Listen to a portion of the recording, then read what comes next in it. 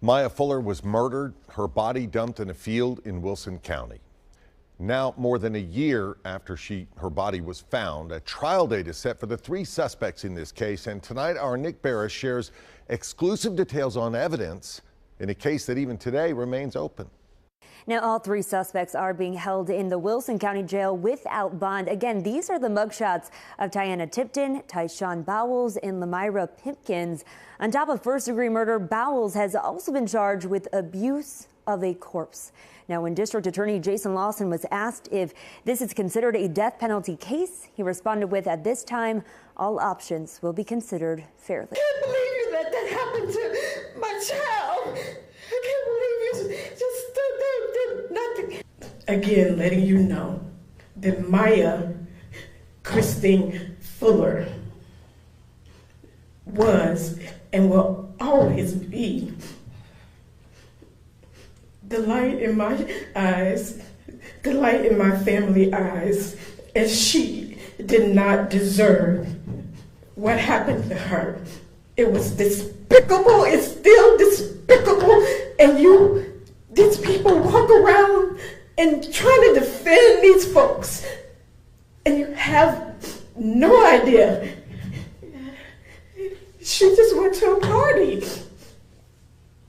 Just went to a party. That's it. And you didn't even give her the grace to just beat her or just to even call the cops. You stood there, walked away, threw your hands up. And you get 12 years? 30% served?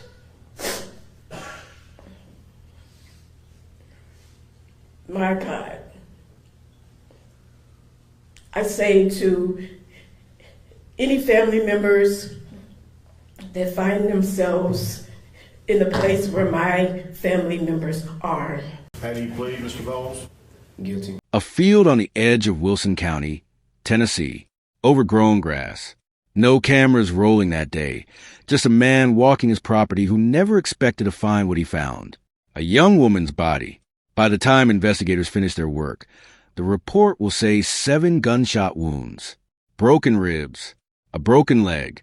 She was 22 years old. Fast forward, a courtroom is being prepped. 3 names are about to be attached to this field for the first time. All 3 suspects are under 21. None of them are strangers to each other. And none of them, as far as anyone can tell, were strangers to her either. Not in the way that matters. Because this isn't a story about a random attack. This is a story about a message, a friend request, an invitation to a party that felt like any other Saturday night decision, the kind you or I make without thinking twice. This is the story of Mya Fuller, a girl who was lured, taken, and killed over an argument so small most people wouldn't remember by morning. Before we go any further, if stories like this matter to you, stories that refuse to let the victim become just a name in a police report, hit subscribe now. Because what happened to Mya in the hours after that party started is going to be hard to sit with. But she deserves for you to sit with it anyway. Let's go back to the beginning. Back to who Mya Fuller was. Before any of this had a reason to happen. That's the hook. Say the word and I'll continue into Act 1, building out who Mya was before the story turns. Mya Fuller was 22 years old. And if you asked anyone in Murfreesboro who knew her, the same words kept coming up. Hardworking. Close with her family. Smart. Genuinely smart. The kind of smart her mother would later describe simply as a genius. Not book smart in the abstract sense. Sharp in a way that made people around her feel like she was going somewhere. She wasn't famous. She wasn't chasing anything flashy. She worked. She showed up. On the weekend that would turn out to be her last. She did exactly what she always did. Nothing more. Nothing less. Friday. She spent time with her family. Nothing unusual. Dinner, conversation. The small rhythms of a life that looked, from the outside, completely ordinary. Saturday. She went to work. A shift at the soccer stadium in Nashville. The kind of job that has you on your feet all day, moving through crowds of strangers who never once looked at her twice.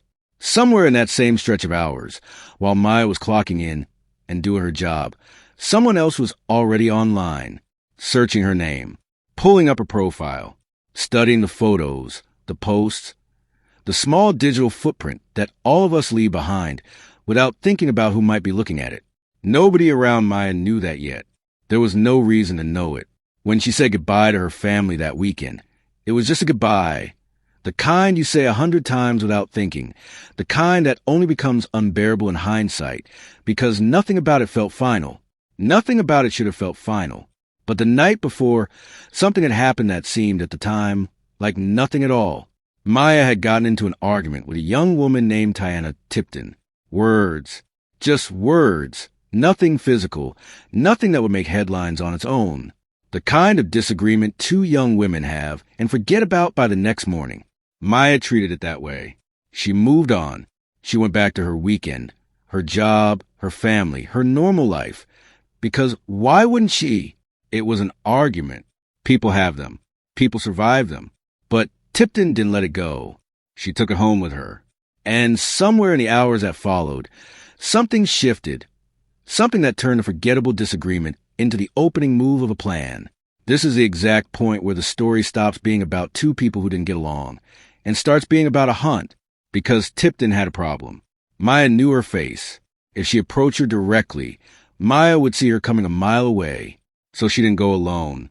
She brought in her younger brother, someone Mya had never met, someone with no history, no face she'd recognize, no reason to raise a single red flag. He was the perfect messenger precisely because he was a stranger. What came next wasn't rage. It wasn't impulse. It was research. Searching for Mya's profile. Studying her page, her friends, her habits, what she'd respond to. Drafting a message meant to look like nothing more than a friendly invite. Every single one of those steps was a choice.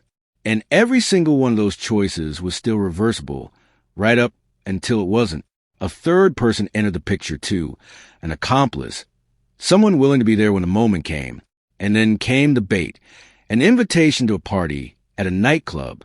Put yourself in Mya's position for a second, a message from someone she didn't know, inviting her out on a Saturday night. That's not carelessness. That's not naivety. That's just being 22. That's an ordinary decision. The same 1,000 people her age make every single weekend without a second thought. She said yes. And that single yes set 4 separate paths moving toward the exact same place on the exact same night.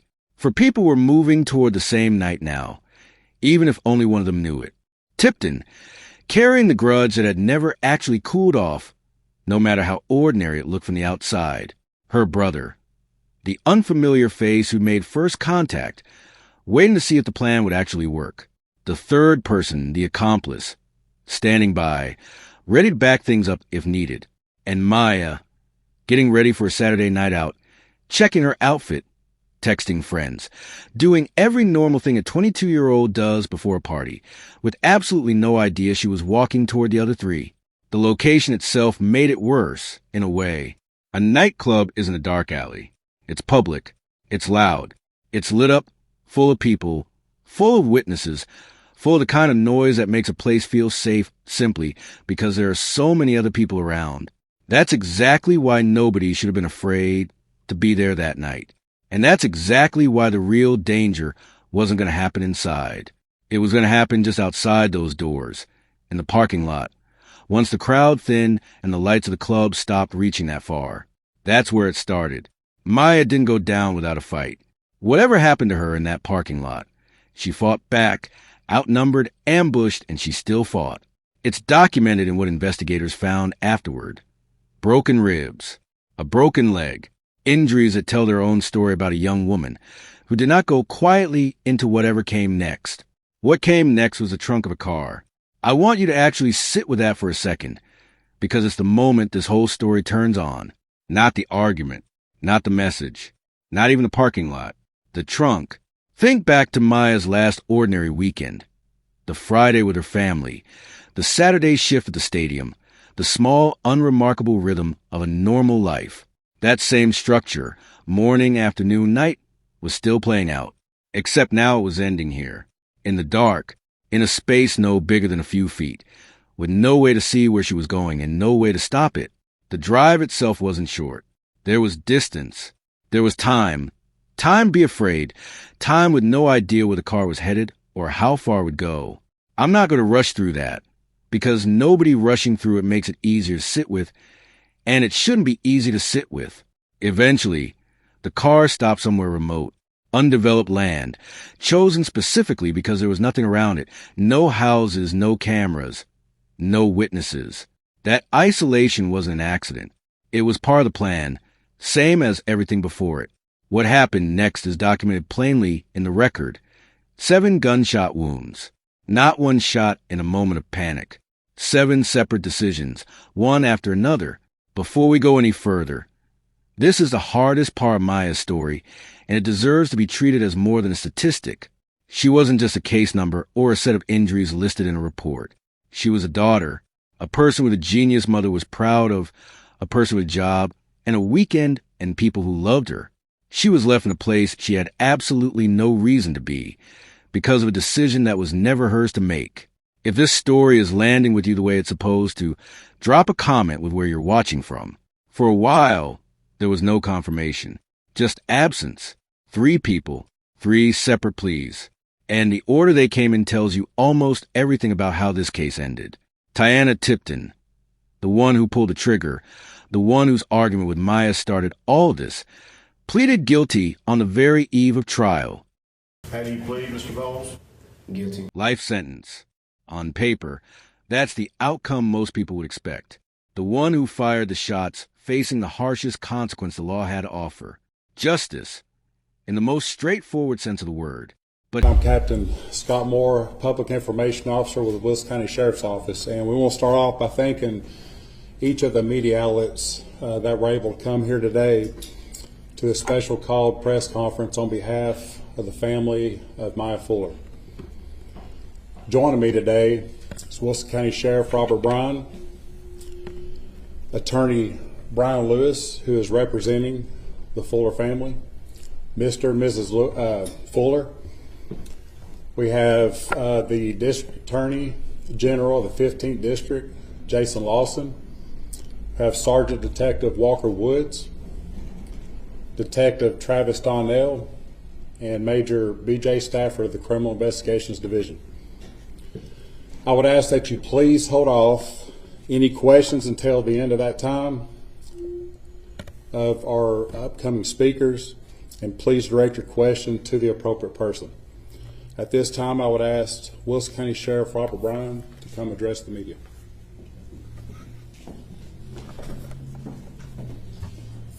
Thank each of y'all for being here today.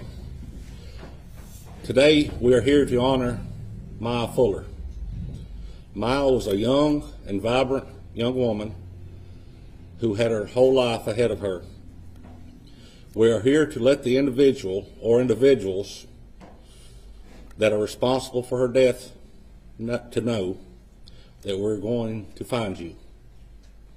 Justice will be served for Mya and her family. We are here asking for the public's help for information that you may know, but until now have been hesitant to disclose. Our detectives have identified several persons of interest through the course of the investigation. We are continuing to pursue those leads very actively. A short timeline of events. On July 29th, Mya was last seen in Murfreesboro, Tennessee by her family members. July 30th, Mya worked an event at the Nashville Soccer Club at Geodis Park in Nashville. Mya's last known location was a party located at Island Vibes nightclub on Antioch Pike, close to Harding Place, during the late night hours of July 30th and the early morning hours of July 31st. Mya was wearing jeans, a shirt, and bright pink Puma tennis shoes. Mya's dark gray 2020 Toyota Camry was located in a parking lot close to the Island Vibes nightclub. August 6th, Mya's body was located in a wooded area on Trammell Lane in the southeastern portion of Wilson County. The Wilson County Sheriff's Office continues to stand with the Fuller family. We will not rest until the person or persons responsible for her murder are identified and prosecuted. Here's where the story stops being straightforward. Her younger brother, the one who reached out to Mya in the first place, the unfamiliar face specifically chosen because Mya wouldn't recognize him, the person who sent the message that got her to say yes, pleaded to a reduced charge, a shorter sentence, part of it already served by the time the plea was finalized. Sit with that for a second, because it matters.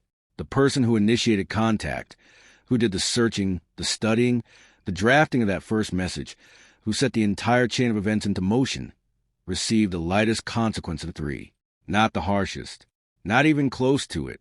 The lightest, the third suspect, the accomplice who backed Tipton up in that parking lot, held out the longest, pleaded last, after the other two had already resolved their cases. A mid-range sentence, heavier than the brothers', lighter than Tipton's. The final piece of this to formally close. And that's the second thesis this whole story has been building toward. Whether you notice it or not, the hand that struck the first match was punished the least. The person who made Mya trust an invitation from a stranger, who set the entire plan into motion, who chose the bait specifically because he knew it would work, is going to spend the least amount of time paying for it. That's not a comfortable ending. It's not supposed to be. So here's the question worth sitting with. The one that doesn't actually have a clean answer. Why does one small, forgettable argument end with a 22-year-old woman shot 7 times and left in a field she had no reason to be in? There isn't a satisfying answer to that. There never is in cases like this. Anger that should have cooled off in a day instead turned into weeks of planning, into a fake invitation, into a trunk, into 7 decisions made one after another in a remote field. But before any of that, before she was a case file, before she was a body in a field, before she was 3 separate court proceedings, Mya Fuller was a daughter. She was hardworking. She was, in her own mother's words, a genius. She had a normal weekend, a normal job, a normal Saturday night out that should have ended with her going home. If there's a takeaway here, it's not complicated. Be careful who you trust from behind a screen.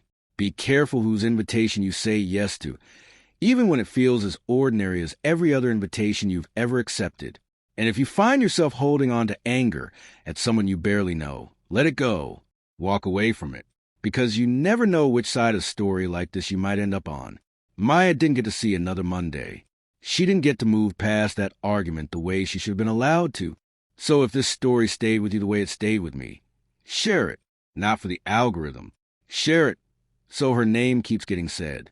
Share it so Mya Fuller is remembered as who she actually was, and not just as the ending of someone else's story. That's often the hardest stretch in cases like this. Not the moment of tragedy itself, but the days before anyone knows for certain that tragedy is what they're dealing with. The calls that go unanswered. The messages that don't get a reply. Family members telling themselves there's still an explanation, still a version of this where she walks back through the door. Then came the detail that made denial impossible. Her car, found abandoned, empty. She wasn't in it, and she wasn't anywhere near it. A car doesn't leave itself somewhere and walk away. Somebody left it there, and Mya wasn't with it. That's the kind of detail that turns a missing person's case into something else entirely. Not confirmation yet, but the end of hope that this was a misunderstanding. The confirmation came from the property owner who found her. The Welches had called me and said basically, hey, they found a body on our property. And I was like, what? Like, you've got to be kidding. They smelt a strange odor, and she thought, well, maybe an animal or something like that, was there, and some buzzards was flying around. And next thing you know, they walk off the side of the hill and find a pair of tennis shoes laying, inside the ground. And they was like, oh my, this is not like an old World War II bunker type place. And she was actually over on one of those bunker areas, like kind of hidden. Any crimes do you see involving females, especially with murder? If I could say anything that, I praise the sheriff's office for doing very diligent work and bringing this to a quick close. I mean, a year for a murder investigation to find especially 3 people involved, it was a very good thing. Someone with no connection to Mya at all go about an ordinary day and instead walking into the worst discovery imaginable. That's often how it happens in cases like this. Not through investigators, not through search parties combing a planned grid, through an ordinary person in an ordinary moment stumbling into something no one should have to find. From there, the story shifts. This stops being about what happened to Mya and starts being about who's going to answer for it. Investigators had one major obstacle working against them from the start. The body had been moved across county lines. That wasn't incidental. It was deliberate, a choice made specifically to complicate jurisdiction, to slow down exactly the kind of investigation that was now underway. Law enforcement held a press conference, laying out what they knew in plain, factual terms: the timeline, her last known location, what she was wearing, the vehicle involved. No embellishment, just the facts, stated publicly, asking anyone with information to come forward. And then came the reward. It started at $1,000, then climbed to $5,000, boosted by community contributions on top of it. Watch that number for what it actually represents. Not just money, but a community refusing to let this go cold. People who never met Mya, putting their own resources behind a demand that someone be held accountable. Reporters at that press conference pushed on the questions that still didn't have answers. What was the motive? Was there surveillance footage? Those questions hung in the air, unresolved. And they'd stay that way for longer than anyone wanted. Nearly a year passed before there was a break. A second press conference. Same structure as the first, except this time, investigators weren't asking the public for help. They were delivering answers. 3 suspects, formally named, formally charged. Before anyone in that room could fully process the legal explanation of what came next, Mya's family reacted. Raw, immediate, unfiltered grief and anger, finally with names attached to it. Only after that did the legal reasoning follow. Plea deals were on the table, and not everyone was going to face the same consequence. That disparity is where the story is headed next, and it's the part that's going to be hardest to accept.